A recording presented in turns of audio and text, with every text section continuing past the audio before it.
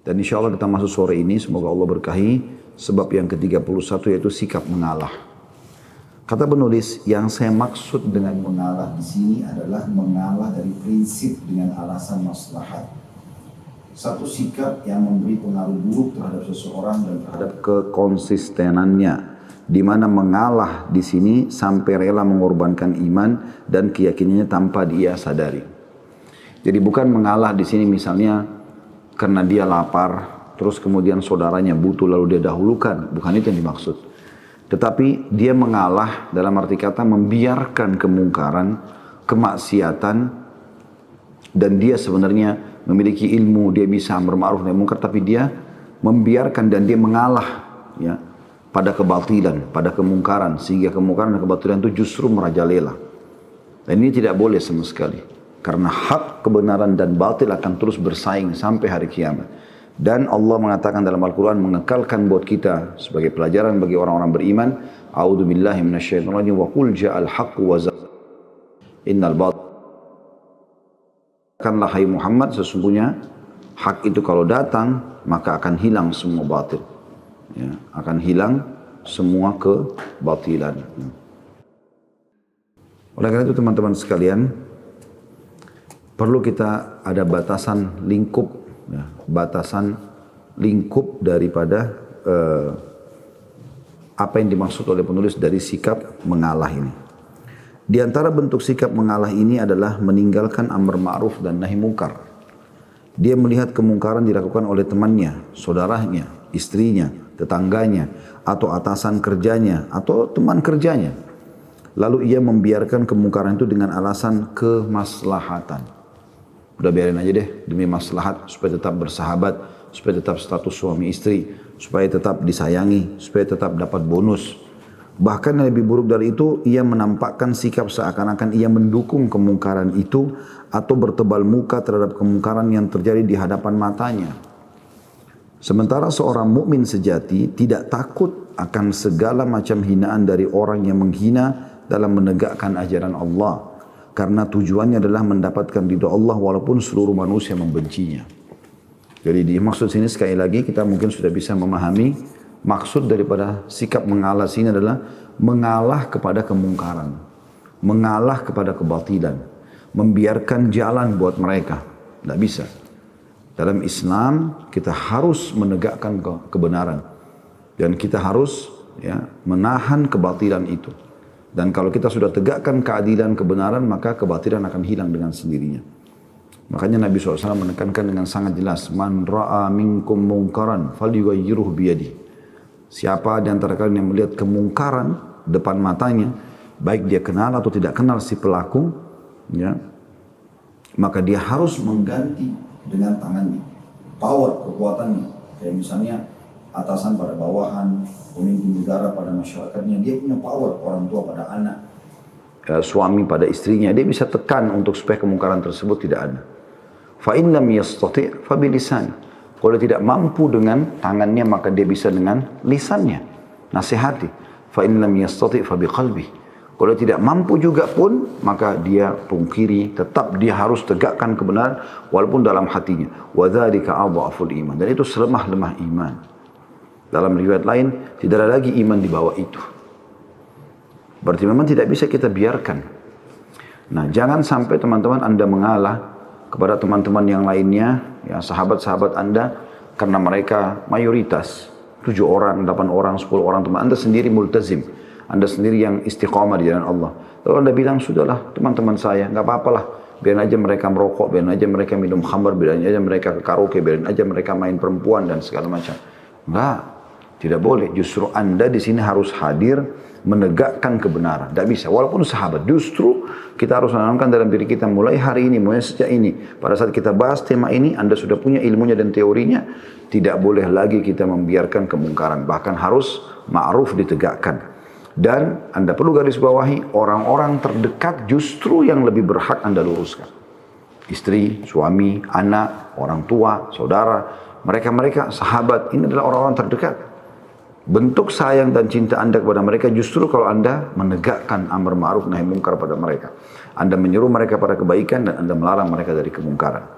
Kita dengarkan bagaimana Uwais Al-Qarni rahimahullah, salah satu tabi'in yang sangat saleh. Yang Nabi SAW sendiri menyuruh Umar dan Ali bin Abi Thalib radhiyallahu anhu untuk memohon kepada Uwais beristighfar kepada Allah Subhanahu wa taala untuk mereka berdua. Seorang ahli ibadah sesudah generasi sahabat, ia berkata, sungguhnya memerintahkan kepada perbuatan baik, ma'ruf yang Allah perintahkan, dan mencegah perbuatan mungkar, perbuatan salah. Dia tidak akan mengalah dengan kemungkaran, tidak akan pernah dia biarkan. Dia mengatakan, sungguhnya memerintahkan kepada perbuatan baik dan mencegah perbuatan mungkar, tidak mengenal teman. Kami memerintah teman-teman kami untuk berbuat baik sekalipun mereka mencaci maki harga diri kami. Dan mereka didukung oleh orang-orang fasik. Bahkan demi Allah, mereka menuduh kami dengan berbagai tuduhan keji. Sungguh aku bersumpah demi Allah bahwa aku tidak meninggalkan tugas muda ini terhadap mereka. Demikian pula kata penulis terhadap sikap mengalah adalah tidak mau bersikap tegas berdasarkan hikmah dan ilmu dalam menyampaikan kebenaran. Di mana seseorang sedang berada pada suatu majlis kemudian ia mendengar kebatilan atau hinaan yang ditujukan kepada ulama atau para penuntut ilmu. Lalu ia bersikap diam dalam menghadapi hal itu dan tidak ada reaksi untuk membela kehormatan mereka. Ini ia lebih suka mengalah atau diam hingga membiarkan mereka melakukan perbuatan mungkar tersebut. Hanya karena takut nanti dibenci, ditinggalkan, dijauhi oleh teman-temannya. Ini semua adalah kebatilan. Tidak boleh. Bahkan Anda bisa berdosa. Makanya Allah Subhanahu wa taala menegur dalam surah An-Nur kaum mukminin di kota Madinah pada saat tersebar berita ifk. Apa itu berita ifk? Berita dusta yang disebarkan oleh orang-orang munafik, dimulai dari pimpinan mereka Abdullah bin Abi Salul tentang tuduhan zina kepada Ummul Mukminin, ibu kita semua, ibu orang beriman, istri tercinta Nabi SAW, Aisyah binti Abi Bakar radhiyallahu anhuma. Maka disebarkanlah isu kalau Aisyah berzina dengan Safwan. Nabi SAW saking sedihnya pada saat itu, berita sudah gosip, sudah sangat panas di Madinah. Beliau naik di atas mimbar lalu mengatakan, kenapa ada sebagian orang, beliau masih jaga adabnya, tapi beliau mengatakan kenapa ada sebagian orang yang mengatakan bahwasanya terjadi sesuatu pada keluargaku, maksudnya istri beliau, tapi beliau tidak sebutkan namanya. Orang semua sudah tahu yang dimaksud adalah Aisyah radhiyallahu anha. Sementara aku tidak pernah mengetahui darinya kecuali kebaikan. Artinya sangat salihah. Enggak ada sesuatu yang perlu dituduhkan perzinahan. Jangankan perzinahan, interaksi dengan lawan jenis yang bukan mahram aja itu bisa dikatakan tidak pernah, ya. Kalau berdua-duaan, apalagi sampai zina. Kalau dia keramaian segala macam, ya, gitu kan. Kemudian juga menuduh salah satu sahabatku, maksudnya Safwan, tapi beliau tidak sebutkan ya, namanya radhiyallahu anhu, yang tidak pernah masuk ke dalam rumahku kecuali bersamaku. Tapi subhanallah gosip itu begitu tegas, begitu luar biasa menyebar, dibantu oleh syaitan, jin dan manusia. Sampai akhirnya Allah Subhanahu wa taala turunkan ayat pembebasan Aisyah dan Safwan radhiyallahu anhu majma'in dari tuduhan zina tersebut, dan Allah Subhanahu wa taala mengatakan, kenapa orang-orang beriman pada saat tersebar isu bohong itu, mereka tidak mengatakan ini adalah kedustaan yang besar. Kenapa Anda tidak dukung orang-orang yang sudah beriman, para penuntut ilmu, para dai, para ulama? Kenapa Anda justru ikut-ikutan? Padahal Anda tahu sebenarnya orang itu tidak berbuat, atau orang itu sebenarnya orangnya baik, tapi karena ada bibit-bibit hasad di sebagian orang, Anda biarkan saja itu. Dan termasuk bentuk sikap mengalah adalah gampang melakukan hal-hal yang haram atau syubhat dengan alasan tanda kutip mencegah terjadinya kerusakan yang lebih besar. Itu diutamakan daripada mengambil maslahat. Ya. Jadi ada orang begitu. Jadi dia tidak pernah sama sekali nahi mungkar. Tidak pernah dia melarang kemungkaran itu. Dengan alasan mencegah kerusakan lebih baik daripada mengambil maslahat. Padahal ini kaidahnya bukan pada hal yang seperti ini. Kalau Anda berada di posisi misalnya, Anda sendirian, baru mulai berdakwah, kemudian seluruh wilayah negeri itu semuanya dalam keadaan salah. Anda melihat kalau sekarang Anda menyampaikan mungkar itu langsung frontal, terjadilah Anda mungkin diusir atau Anda dibunuh. Mungkin. Anda masih mengatur strategi beberapa bulan, Anda mulai seperti dakwah Nabi SAW di Mekah, namanya dakwah sirriyah, dakwah sembunyi-sembunyi dulu. Kemudian setelah itu kalau sudah punya kekuatan baru dakwah jahriyah, terang-terangan dalam menyampaikan, itu berbeda. Tapi kalau setiap hari Anda menjadikan ini sebagai alasan, ya mengatakan bahwasanya saya nggak usahlah nahi mungkar, melarang kemungkaran, toh juga mencegah terjadi kerusakan lebih besar, itu diutamakan daripada ya mengambil maslahat. Jadi ini keliru, bukan pada tempatnya gitu. Seorang mukmin harus bersikap bijaksana serta memiliki wibawa karena kebenarannya. Sikap konsisten dalam beragama harus menampakkan fitrahnya yang telah Allah ciptakan pada dirinya sebagai manusia serta harus menampakkan ajaran Rasulullah SAW di muka bumi ini. Sampai ada sebagian orang yang telah meraih gelar doktor dalam suatu disiplin ilmu membawa sumber kerusakan dan perusak akhlak ke dalam rumahnya, yaitu parabola misalnya, dengan acara-acara yang bebas ya. Dengan alasan agar anak-anaknya selalu berada di rumah dan tidak keluar supaya tidak bertemu dengan anak-anak jahat atau teman-teman buruk. Orang ini sebenarnya lari dari kematian namun jatuh pada kematian. Dan ternyata di rumah tetap saja boleh keluarganya nonton sembarangan. Gitu. Dia tidak sortir. Padahal itu pergaulan yang lebih mematikan. Karena kalau pergaulan di luar kita tahu orang ini, kita bisa nasihatin, kita bisa cut. Tapi kalau sudah cuplikan yang kita sendiri tidak tahu apa yang ditonton oleh keluarga kita, maka ini sangat berbahaya. Karena akan membentuk karakter dia. Wa na'udzubillah, semoga Allah selamatkan kita tentunya. Termasuk contoh yang lain, bentuk sikap mengalah adalah mengabaikan dakwah atau menyeru kepada agama Allah dan mengembangkan kebaikan di tengah-tengah kaum muslimin dengan alasan tidak ingin menyibukkan mereka supaya mereka tidak jenuh. Padahal sebenarnya harus segera diajarkan. Ilmu yang diembankan oleh Allah SWT di pundak Anda akan dipertanyakan pada hari kiamat. Sudah diajarkan belum? Pengabaian terhadap dakwah tersebut bisa terjadi saat duduk-duduk bersama teman sejawat atau antara sesama teman-teman dekat atau di saat duduk-duduk dengan kerabat-kerabat dekat.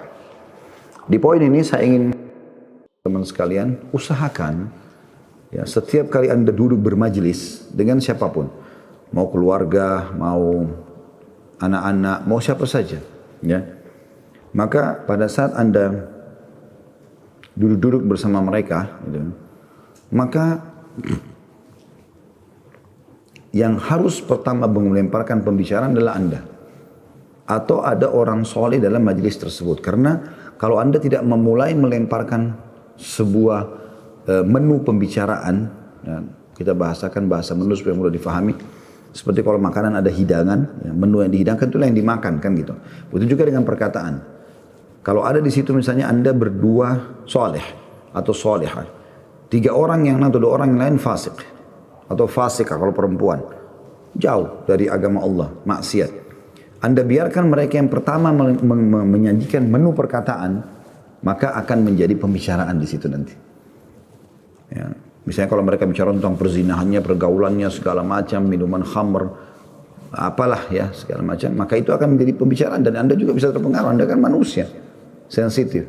Tapi kalau Anda mulai melempar pembicaraan, misalnya mengatakan di dalam majelis, dulu kemarin dalam majelis ilmu, Syekh menyebutkan tentang masalah ini dan itu, atau ada ustaz menyebutkan kisah ini, ada begini dan begitu, maka itu akan jadi menu. Mereka pun akan ikut berbicara, bahkan mereka mungkin bisa bertanya, bisa saja menjadi penyebab hidayahnya. Maka ini yang saya ingin tambahkan di paragraf tadi ya. Bagaimana kita ya jangan engah dalam masalah berdakwah ya kepada orang-orang terdekat, terutama pada saat kita duduk bermajelis sama mereka. Seorang mukmin adalah dai dimanapun ia berada. Sekali lagi, seorang mukmin adalah dai dimanapun ia berada. Karena Anda diperintahkan menyampaikan, kata Nabi SAW, balighu anni walau ayat. Sampaikan dariku walaupun cuma sebuah ayat. Jadi apa yang Anda sudah ketahui, Anda punya kewajiban menyampaikannya. Kecuali memang dasarnya Anda belum tahu, tidak ada ilmunya. Atau mungkin Anda menunggu dulu mau mengamalkan, baru Anda sampaikan dengan waktu tertentu saja. Maka itu juga masih ada keringanan. Seorang mukmin adalah da'i dimanapun ia berada, sebagaimana Allah SWT telah berfirman, yang artinya dan dia telah menjadikan aku diberkati di mana saja aku berada. Waj'alni mubarakan aina ma kunt. Ini tentu perkataan Allah SWT kepada Nabi Isa AS atau memerintahkan Nabi Isa untuk menyampaikan itu. Tapi menjadi konsep dasar orang beriman. Dan mempergunakan kesempatan adalah suatu keharusan, sekalipun hanya dengan mengutarakan satu cerita untuk dijadikan pelajaran, menjelaskan sebuah hadis Nabi SAW, mengemukakan problem dan mencari solusi pencerahannya dan lain-lain. Dalam mengambil kesempatan tersebut, seorang multazim tidak harus tunggal, tapi memberi kesempatan kepada para pendengar untuk berdiskusi dan menyampaikan pendapat dan isi hati mereka. Banyak bentuk-bentuk sikap mengalah dari prinsip dan pendek kata adalah bahwa setiap mukmin itu adalah orang yang bijak, pandai dan berwibawa. Dan iltizam atau kekonsistenan dia itu bukan keseleboran, akan tetapi sikap menampakkan fitrah suci manusia sebagaimana telah Allah ciptakan dan mewujudkan sunnah Nabi SAW. Jadi kalau kita mengambil kesimpulan dari sebab lemahnya iman ke-31 ini, mengalah dari kebatilan, kemungkaran, kemaksiatan, ya, dan bersembunyi di kedok ini demi maslahat. Jadi Anda harusnya menjadi orang yang amar ma'ruf nahi mungkar, menegakkan itu kebenaran. Jadi kita jangan mengalah dengan masalah itu. Dan tidak masuk dalam masalah ini kalau Anda mengalah, misalnya lagi antri, terus kemudian ada orang yang Anda anggap lebih memerlukan, lalu Anda berikan kesempatan dia maju, maka itu bagus gitu kan. Mengalah dalam antrian, mengalah pada saat di bus, memberikan tempat duduk kepada orang lain, dan Anda lihat dia lebih butuhkan, itu adalah hal yang positif. Tapi tidak masuk dalam masalah ini adalah, ini tidak masuk dalam masalah ini. Tapi masuk dalam masalah yang tadi, membiarkan kemungkaran-kemungkaran.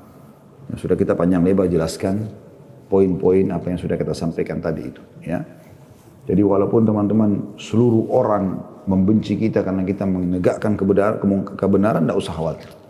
Allah subhanahu wa ta'ala bisa membalik hati-hati mereka. Para nabi-nabi umumnya pada saat mereka berdakwah, mereka sendirian awal berdakwah. Tapi karena mereka menegakkan kebenaran, mereka bersabar, Allah berikan kemenangan.